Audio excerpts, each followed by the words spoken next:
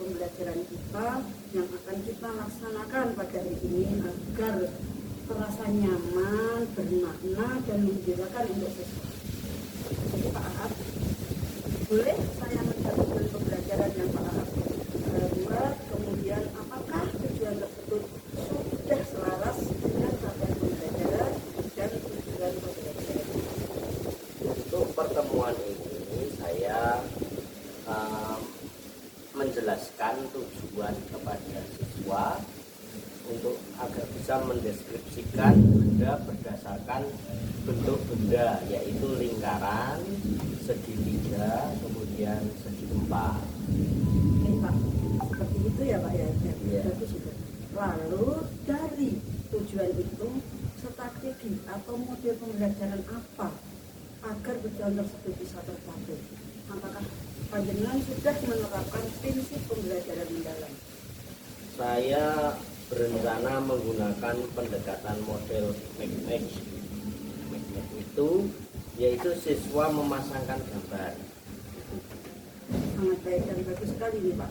Ini sudah termasuk pembelajaran yang berkesadaran, bermakna, dan mengerjakan. Lalu dari itu tentunya kita perlu alat dan media Pak. Apa alat dan media yang panjenengan pakai untuk ini? Saya menggunakan LCD proyektor, kemudian benda-benda yang ada di sekitar sekolah atau kelas, kemudian kita juga menggunakan PowerPoint sebagai sarana di proyektor tersebut. Baik Pak, dapat menerapkan tujuan sampai alat-alatnya. Kemudian tentunya kita harus mengadakan asesmen.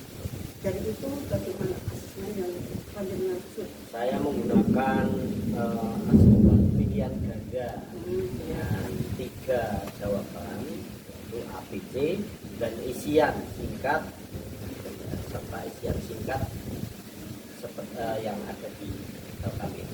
Itu ya Pak. Kita berkumpul di sini untuk proses observasi kita adakan kesepakatan. Untuk observasi nanti, apakah kita bisa sepakat fokusnya terlebih dahulu?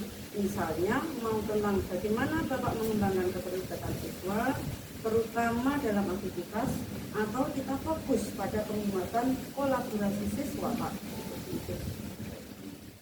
Pak Adlan, setelah pembelajaran tadi, mari kita refleksi.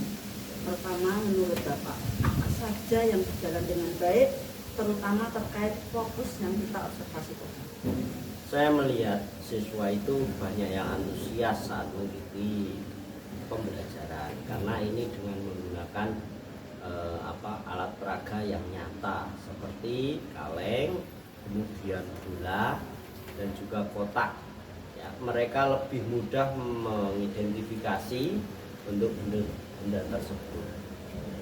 Karena itu memang nyata ya yang dibawa benda-bendanya, sehingga anak tampak antusias seperti tadi. Tapi tentunya tadi Bapak merasakan bahwa pembelajaran itu tidak semuanya berjalan mulus. Menurut Bapak ini adakah tantangan-tantangan tertentu yang Bapak rasakan? Apa itu juga Bapak kemukakan? Tantangannya ada pada saat diskusi kelompok. Ya, beberapa siswa itu hanya diam dan mengikuti teman yang lain tanpa memberikan pendapat. Itu Pak. Karena memang anak-anak ya kebetulan sudah kita kondisikan terjadi hal yang seperti itu adalah hal yang wajar. Tapi walaupun demikian tentunya mereka juga menurut Bapak itu apakah mereka memahami relevansi materi dengan kehidupan nyata?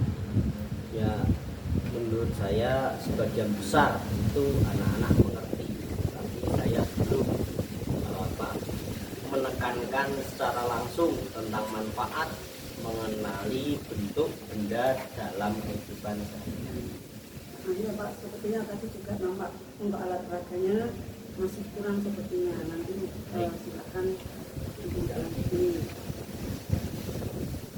Dari kegiatan tadi Pak, kalau boleh saya mengungkapkan sesuatu hal, yaitu saya berikan hal seperti ini, nanti juga Bapak bisa ditindaklanjuti. Yang pertama berarti tadi anak-anak itu sudah terlihat aktif pada awal pembelajaran, di antaranya siswa mengangkat tangan untuk menjawab pertanyaan, jadi ada 1-2 yang belum itu wajar. Kemudian yang kedua saya lihat juga siswa sudah mampu mengidentifikasi bentuk benda dengan benar karena yang disajikan Bapak adalah benda-benda yang real.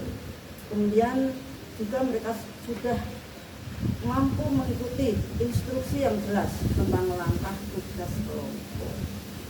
Jadi itu yang kami sepakati hari ini. Semoga selanjutnya menjadi lebih baik. Silahkan nanti kita dengarkan dan tidak lanjuti. Baik Pak, silahkan untuk kembali melaksanakan aktivitas.